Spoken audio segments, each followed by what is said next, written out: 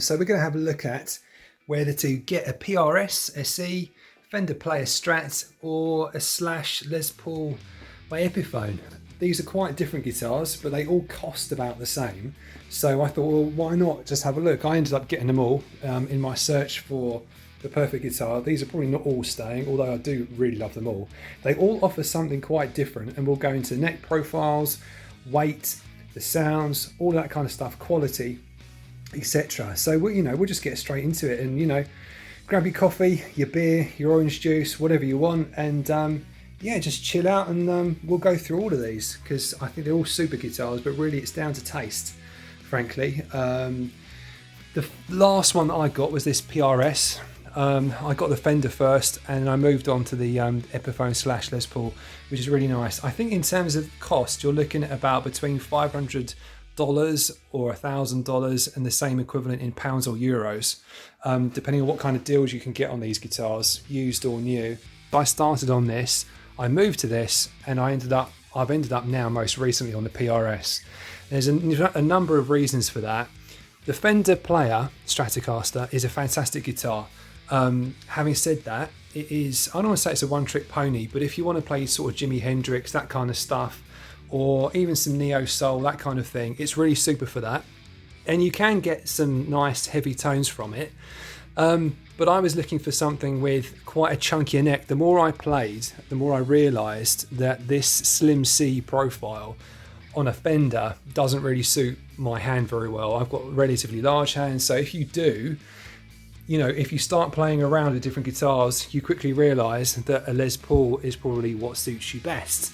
It's got a 43mm nut width as opposed to the 42mm on this, and it has a much chunkier rounded profile on this guitar than the Fender does.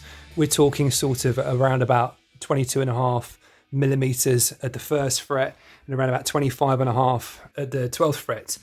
Whereas this one, the Fender, was pretty much, I measured it the other day, it's pretty much about 21.5 on this one, all the way up, which is really a bit skinny for my liking. Hence moving on to the Les Paul. My issue with this one was the Fender weighs about 3.6 kilograms. The Epiphone Slash Les Paul weighs about 3.8, between 3.8 and 3.9 kilograms. It's getting a little bit heavy to stand up with. So, although I love the neck profile of this, I practiced standing up, and so I moved on to the PRS, and this is the PRS SE Paul's guitar. And the reason I got this was because of the versatility of it as well. It has very convincing single coil sounds on this guitar via these switches. You can switch to humbucker mode on each of these pickups with these switches, and you can do single coil with both of these switches, which is brilliant. So this one controls this one controls this one, and then obviously you've got your tone and volume, and you've got the pickup switch here. So this one actually combines all of the best elements of those two other guitars, and I think this thing is pretty stunning. And for the money, it really ticks a lot of boxes. It's got the 43mm nut width. It has pretty much the same profile as the Les Paul, that kind of custom C shape that Slash has on this one. And it can sound like either of these. So I was kind of like, wow, this is the guitar for me at the moment. It ticks all of the boxes. It's got super low action, and to be fair, all of these guitars are they're really good quality guitars. So I think they're really super for the price. And you can get low action on any of them well set up. It is really a question of taste. What I would say for the money, the Fender does not come with any kind of case, unless you're lucky enough to find a deal where it does. The Slash guitar comes with this beautiful case as part of the deal, and which has obviously got the Slash logo on there. It comes with a few sort of marketing bits of paper and stickers and that kind of stuff, if that's your bag, which we can have a quick look at. It comes with all this stuff, a little bag of stuff. It's all pretty nice stuff. It's a very nice package. If you receive this, I think you'll be more than happy with it.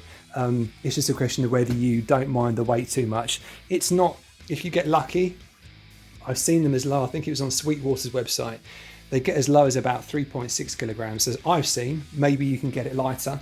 And more recently, I've seen that these ones are, they're reduced. They're not selling for super crazy prices anymore. So it's probably closer to $500 than $1,000 if you get lucky. This one was criticised for these humbuckers because they are not the official Alnico Seymour Duncan pickups. I know that, but I've done a comparison. This one actually did come with the Seymour Duncans. I switched them out for a bit of fun. Really, you can't hear a lot of difference. Epiphone really went all out on these pickups and they sound brilliant. They're really, really good pickups. So quite frankly, I intend to sell the Seymour Duncans. And that can contribute towards the cost of this guitar. The Fender is a really brilliant guitar. I really like this, but as I say, it's got that sound. If you want to go Jeff Beck, Stevie Ray Vaughan, Jimi Hendrix, all that stuff, those are the kind of sounds you can get from this. It takes gain less well, shall we say. So in terms of versatility, it's maybe not up there. This sounds brilliant on any of the pickups. This one, on the other hand, it does sound great on everything, and it's even got the same tailpiece that you find on the super high-end models. So these it's got little bronze inserts here all the way along. This is aluminium, I believe. These are bronze, and it's kind of like a top wrap on this. So you can top wrap a Les Paul as well. This one is not top wrapped. But it just gives you that more slinky feeling. There's less of an angle, there's less of a break angle of the strings. So on this guitar, it's already got that. What it doesn't have is the tremolo arm, which is a bit of a shame. But I can live without that. It depends, again, what your preferences are. I've seen online a number of people have criticised. The only thing on this guitar to criticise really are the tuners. These feel a bit plasticky. Having said that, they hold tune actually really well. And they function brilliantly. There's very little to no play in these, and they do work very well. And this has got the birds, looks very pretty. I believe these are abalone, and this is a really, really stunning guitar to play. And of all of these at the moment, the PRS is the one that I enjoy playing the most. It does come with the gig bag, which is a nice high quality gig bag actually. It's not up to the standard of the Epiphone. It's not a hard case, it's a soft case. But for the money, it's also a pretty good deal. So you can't go too far wrong with the PRS, really, frankly. For my money, that's the one, if I had to choose right now, I would keep. The other two are brilliant guitars as well. And, I think you can find room in your collection if you're lucky enough for them all. As I say, I might sort of divest of one or two of these. We shall see. And I hope you enjoyed that. If you've got any questions, please do feel free to ask, and in time I'll put up more sound demos of all of these guitars. There's already a number on the channel. I'll link to playlists in time, etc. as well. And have a great day, night, wherever you are, and please subscribe if you haven't already, like, comment, and I'll see you in the next one. Cheers, bye.